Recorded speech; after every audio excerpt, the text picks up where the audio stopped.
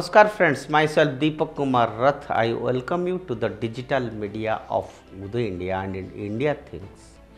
Today I want to tell you that from Katchatheevu to Siachen Fangs of Anti-India Congress, the contested regions of Katchatheevu or barren Iceland in Tamil is located slightly over 20 miles north to Dhanushkodi.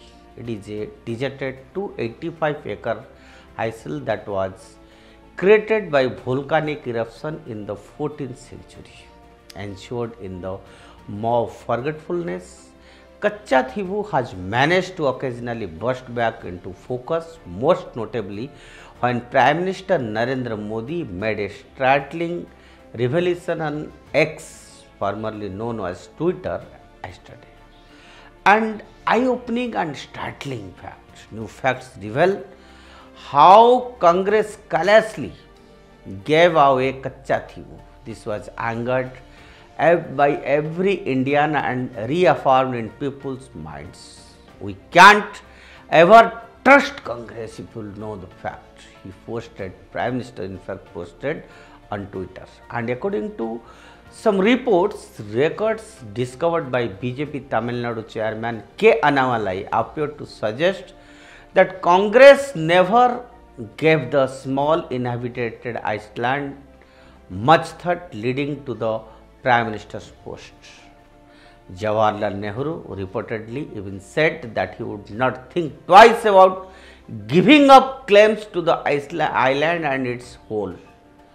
Now, let me tell you what the issue is all about. We told you where the island is situated, but to be clearer, it is located roughly 33 miles from the Indian coast northeast of Rameswaram, and it is roughly 24 kilometers from the populated Sri Lankan island of Delft and 62 kilometers southwest of Jaffna, which is located at the country's north tip. The Jaffna kingdom of Sri Lanka ruled over Katchatheevu throughout the early Middle Ages. The Ramat Jamindari, who were situated in Ramanathpuram, roughly 55 kilometers northwest of Rameswaram, took over in the 17th century, and during the British Raj, it was incorporated into the Madras Presidency. However, in 1921, in an attempt to draw fishing borders, the British colonies of Sri Lanka and India each claimed Katchatheevu. A British team from India contested the survey's designation of Katchatheevu as being in Sri Lanka, pointing out that the Ramanan dynasty actually owns the island. This disagreement was resolved in 1974. Now, this agreement is bone of contention among the two countries. I must tell you that Indira Gandhi attempted to permanently resolve the maritime boundary between India and Sri Lanka in 1974. Indira Gandhi ceded Katchatheevu to Sri Lanka as part of the settlement and also referred as to Indo-Sri Lankan Maritime Agreement, and she believed that at that time India's connections to its southern neighbor would strengthen if its claim to the island were renounced and that the island had little strategic relevance.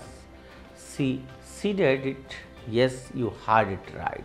She ceded the island to Sri Lanka, that too without keeping the Tamil Nadu government in confidence. Unilateral decision. Vibrant demonstrations against Indira Gandhi's action were held at that time also, citing the Ramanand Jamindari's historical authority over the island and the Indian Tamil fishermen's customary fishing rights. Following Indian disastrous engagement in the Sri Lankan Civil War in 1991, the Tamil Nadu Assembly once more demanded the return of the Katchatheevu and the restoration of Tamil fishermen's fishing rights. Katchatheevu has repeatedly surfaced in Tamil politics since then. And now the situation is that we can't get back the strategic island without fighting a war with Sri Lanka. Now, I didn't brought up this issue as Annamalai is my favorite or BJP has racked up the issue, but there is something which I need to bring your focus on. We all know how Congress first Prime Minister Pandit Jawaharlal Nehru ceded thousands of acres of land to both Pakistan and China. We can't forget occupied Kashmir and Aksai Chin, which were strategic assets and were even literally just like that to our adversaries, and now they have become our arch enemies.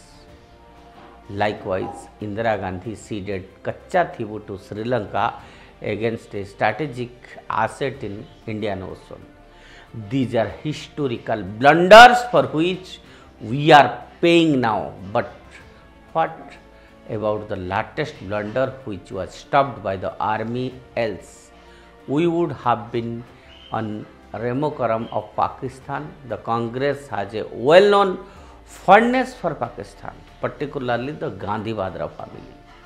The Modi government surgical strike in POK and its assault on the terror camps in Balakot upset the Congress that didn't accept the military version of events.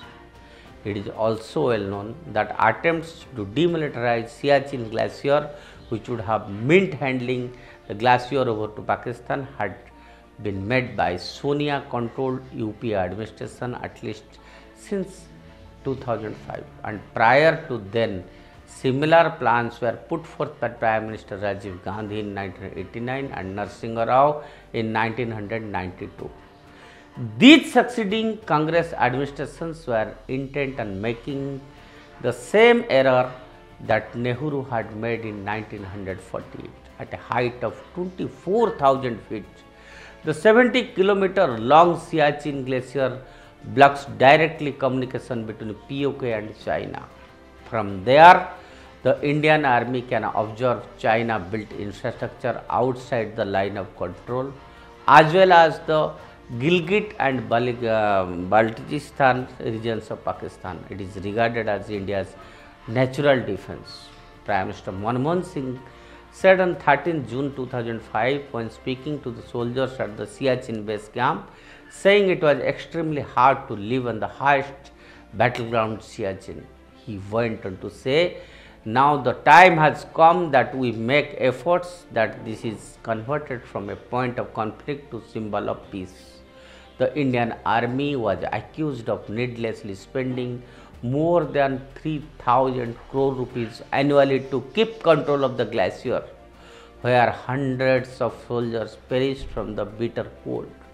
Another attempt had direct involvement from Shyam Saran, the Foreign Secretary at that time, and in response to Prime Minister Manmohan Singh's directive, he and his Pakistani counterpart Riaz Mahavat Khan drafted a plan to withdraw Indian forces and had over Siachen, and they handed over Siachen glacier to Pakistan.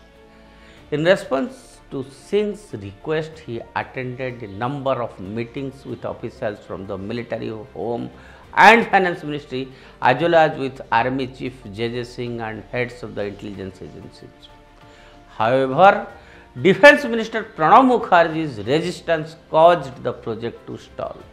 Now see, this is what the nature of Congress leaders are. They don't believe in Bharat and its interests. They believe in their self, achieving their self goals, which is self-promotion and nothing else. From PACO to Siachen, everything was done for self-aggrandizement and nothing else. It is high time that we put a stop to such anti-India politics in India and safeguard our nation.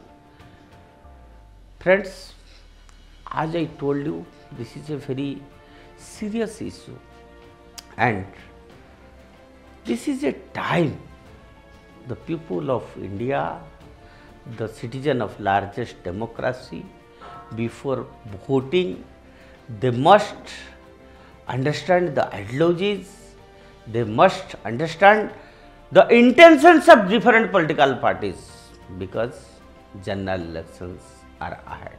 That's all for today. Stay tuned with Uday India and subscribe to Uday India.